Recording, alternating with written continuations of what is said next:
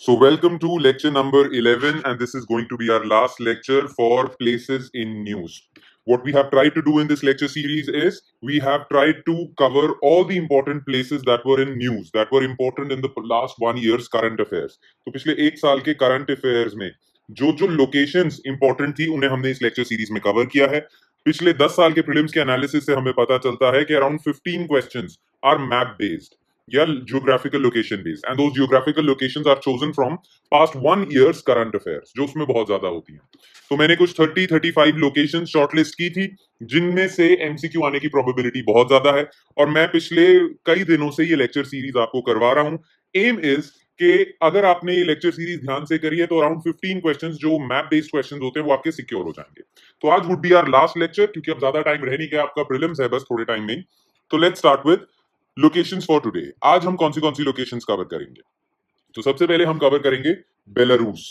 Belarus बहुत ज्यादा news में था क्योंकि रशिया ने जो यूक्रेन इन्वेड किया था, रशिया की जो यूक्रेन इन्वेजन थी उसमें रशिया को बहुत ज्यादा अच्छे से सपोर्ट किया बेलारूस ने, और बहुत ज्यादा कंट्रोवर्शियल भी था, इसीलिए बहुत सारी वेस्टर्न कंट्रीज ने बेलारूस पे सैंक्शंस भी लगा दी.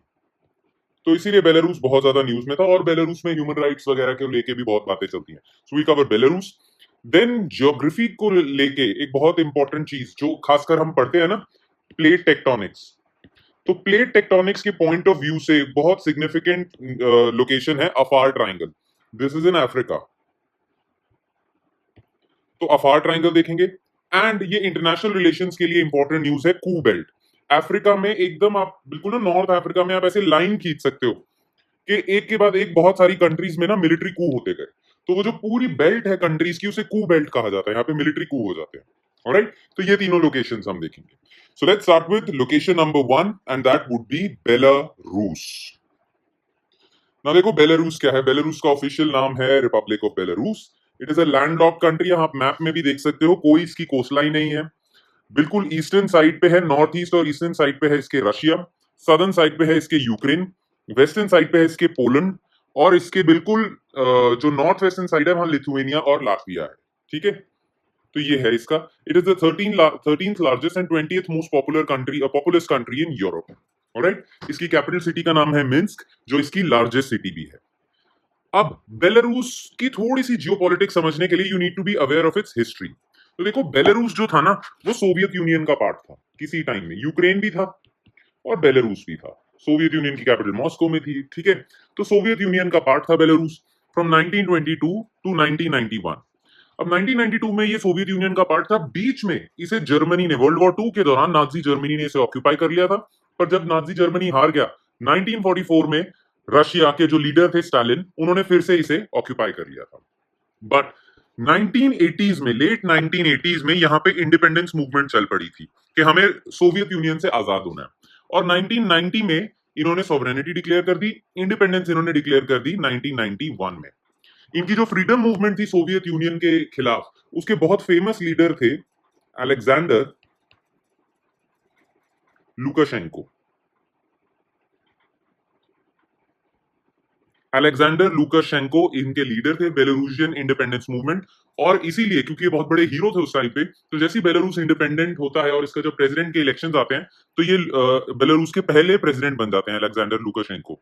तो द कैच इज 1994 से लेके आज तक 2024 आ गया है, ये आज भी बेलारूस के प्रेसिडेंट है. ये कभी हटे ही नहीं थे. He is the longest serving president of Belarus, मतलब in the entire Europe.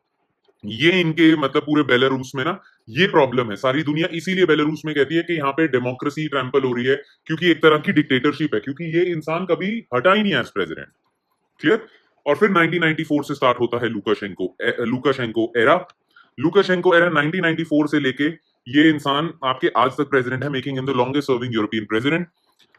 Belarus में मास प्रोटेस्ट होते आए हैं. इन पे फ्रीडम ऑफ स्पीच ट्रैम्पल करने के इल्जाम है, इन पे ह्यूमन राइट्स अब्यूजेस के इल्जाम है, डेमोक्रेसी ट्रैम्पल करने के इल्जाम है. ऑलराइट, और 2020 में तो इनके 6 टर्म के इलेक्शन हुए थे जो ये जीत गए थे, पर पूरी दुनिया में कहा गया था कि ये रिग्ड इलेक्शंस हैं. लुकाशेंको जीत गए पर ये रिग्ड इलेक्शन थे, माने गए थे, और इसीलिए मास प्रोटेस्ट हुए थे बेलारूस में. UK, Canada, USA, European union, किसी ने भी इनको लेजिटिमेट प्रेसिडेंट रिकॉग्नाइज नहीं किया, और डिस्प्यूटेड इलेक्शंस की वजह से बेलारूस पे सैंक्शंस भी लगा दी. पर बेलारूस में फिर भी ये सब चलता रहा. लुकाशेंको फिर भी चलते रहे क्योंकि लुकाशेंको को सपोर्ट आ गया रशिया से, रशिया के पुतिन से। और तभी से पुतिन और लुकाशेंको के रिलेशंस अच्छे हो गए। जब पूरा का पूरा western block was against Lukashenko, Lukashenko went with Russia, Putin के साथ हो गए। एंड पुतिन के इस एहसान को पे ऑफ भी किया लुकाशेंको ने, क्योंकि 2022 में जब रशिया इन्वेड करता है यूक्रेन को, तो लुकाशेंको उनकी हेल्प करते हैं। कैसे हेल्प करते हैं? बेलारूस की टेरिटरी दे देते हैं जहां से रशियन ट्रूप्स यूक्रेन में इन्वेड कर जाते हैं। ठीक है। अब because Lukashenko was hand in glove with Russia for Russia's Ukraine invasion, तो इसीलिए बेलारूस पे और वेस्टर्न कंट्री सैंक्शंस लगा देते हैं। एक तो कि आप एक तरह के डिक्टेटर हो, डिस्प्यूटेड इलेक्शंस कराए, वो सैंक्शंस। दूसरी sanctions because you supported Vladimir Putin in his plans for invasion of Ukraine. Alright, ये सैंक्शंस रिजीम सिर्फ वेस्टर्न ब्लॉक ने नहीं करी है, नॉर्वे एंड जापान इन्होंने भी सैंक्शंस वगैरह लगा दिए। And that's the entire role of Belarus. Alright, now let's move on to the next topic and that would be Afar triangle. Now देखो अफार ट्रायंगल क्या है। ये देखो आप यहाँ देख सकते हो, आपको अगर रेड सी ध्यान होगी कि ये यहाँ पे रेड सी है, यहाँ गल्फ ऑफ एडन है, ये येमेन है, हमने येमेन में किया था, तो यहाँ पे सोमालिया, इथियोपिया, जिबूती एरिया है ना। ये जो ग्रीन वाला रीजन है ना, ये अफार रीजन है, इसे हम कहते हैं अफार ट्रायंगल। इसे अफार ट्रायंगल क्यों कहते हैं? क्योंकि यहाँ पे ना 3 minor tectonic plates, Nubian plate, Somali plate और अरेबियन प्लेट कन्वर्ज करती हैं। अरेबियन प्लेट ये येमेन की साइड से, नूबियन प्लेट ये इथियोपिया की साइड से, ये नूबियन होगी, ये सोमालियन प्लेट होगी, ये अरेबियन प्लेट होगी। ऑलराइट, ये कन्वर्ज करती हैं। अब हो पता क्या रहा है कि ये ना जैसे it is steering apart, this entire area is steering apart, एक डिप्रेशन सा आता जा रहा है, और जैसे जैसे ये एरिया धंसता जा रहा है जमीन में because of the depression, red sea और गल्फ ऑफ एडन का पानी इधर घुसता जा रहा है। एंड साइंटिस्ट आर सेइंग कि जैसे जैसे ये एरिया ऐसे रिफ्ट बढ़ता जाएगा, वैसे ही रेड सी और गल्फ ऑफ एडन, ये जो सी वाला रीजन है, ये वाइडन होता जाएगा। And scientist have said that after 5 to 10 million years यहां एक नया ओशन आ जाएगा, because this area is tearing apart. Alright, ना इसे ही हम अफार ट्रायंगल कहते हैं। यहाँ पे बहुत सारे मतलब फॉसिल्स भी मिलते हैं डिफरेंट एंशिएंट एनिमल्स के, जैसे होमिनिन्स। क्लियर? तो ये है अफार ट्रायंगल बेसिकली। साइंटिस्ट रिसर्च कह रही है कि और ओशन बढ़ता जाएगा ना। आपने बस वो प्लेट्स के नाम याद रखने हैं। नूबियन प्लेट हो गई जो इथियोपिया से आती है, सोमालियन प्लेट हो गई जो सोमालिया से आती है, और आपकी अरेबियन प्लेट हो गई। 3 प्लेट्स यहाँ पे कन्वर्ज कर रही है। ऑलराइट, बाकी इस एरिया का पॉलिटिकल मैप आपको पता होना चाहिए। तो ये जो आप रेड सर्कल देख रहे हो, ये जो एरिया है, ये है आपका अफार ट्रायंगल।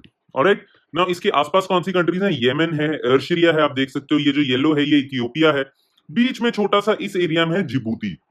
ऑलराइट, तो ये कंट्रीज है अर्शरिया, जिबूती और इथियोपिया। तो ये पूरा जो अफार ट्रायंगल है, ये 3 कंट्रीज को कवर करता है, अर्शरिया, जिबूती और इथियोपिया। इस पूरे अफार ट्रायंगल में जो मेन रिवर है, इसका नाम याद रखना, एवॉश रिवर। ऑलराइट, तो ये इस एरिया का पूरा सिस्टम है। ऑलराइट, नाउ न्यूज में क्यों था ये मैंने आपको बता ही दिया है। It was in news because ये यहाँ पे 3 प्लेट्स हो रही हैं और ये डाइवर्ज करता जा रहा है। आप देख सकते हो एरो बने हुए हैं इन डायरेक्शंस में। राइट, ये एरिया डाइवर्ज करता जा रहा है। पहले यहाँ पूरा लैंड होता था, फिर ये डाइवर्ज करता गया, तो यहाँ पे रेड सी आ गया, अब रेड सी वाइडन होती जा रही है। ऑलराइट, बस यही रीजन है। Clear? Now let's move on to the third topic of the day and that is coup belt.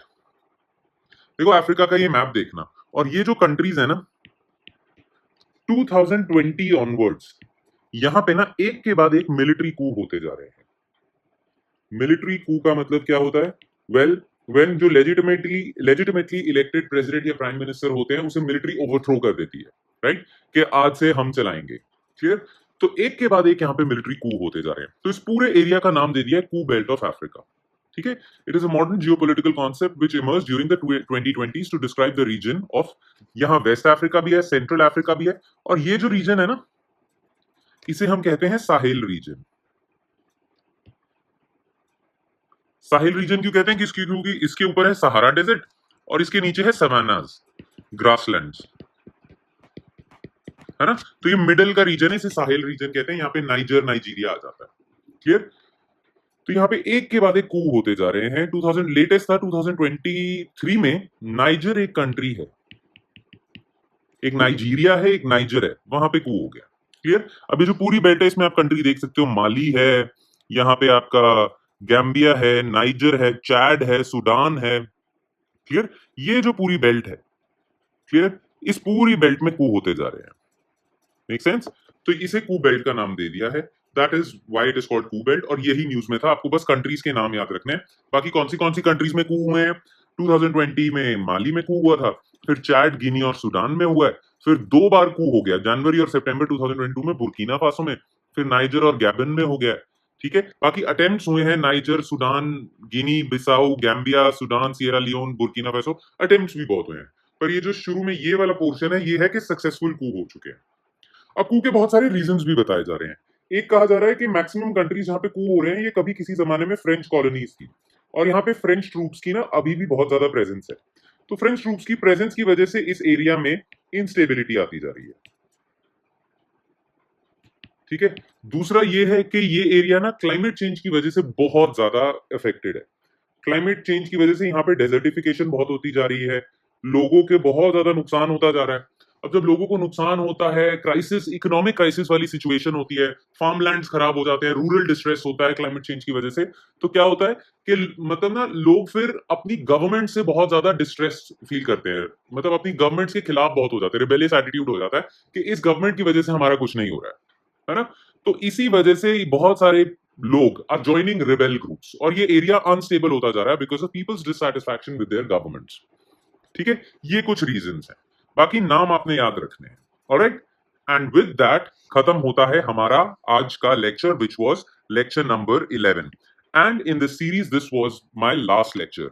Because of this lecture series, we have covered around 30 to 35 topics, mostly 35 topics, जिनकी बहुत ज्यादा probability है इस बार के prelims में feature होने की। Now, इस बार का प्रीलिम्स बस ध्यान रखना कि अगर आपने लेक्चर सीरीज ध्यान से देखी है, तो आपने साथ में छोटे छोटे अपने राइटिंग पैड पे छोटे छोटे नोट्स बना लिए होंगे। तो before your exam just go through those notes. और अभी अभी तक अगर आपने ये लेक्चर सीरीज नहीं देखी है, तो फिर भी आपके पास कुछ अभी 1-2 दिन है, आप फटाफट से लेक्चर सीरीज देख लो, ज्यादा आपका टाइम नहीं लगेगा, चाहे 2x की स्पीड पे देख लेना। But make sure that all these 30 to 35 topics are you have covered them, ठीक है, so that if you encounter a MCQ in your exam, you are not surprised। ठीक है, 15 क्वेश्चंस हैं, बहुत बड़ी बात है। क्लियर? ऑलराइट, चलो, थैंक यू एवरीवन।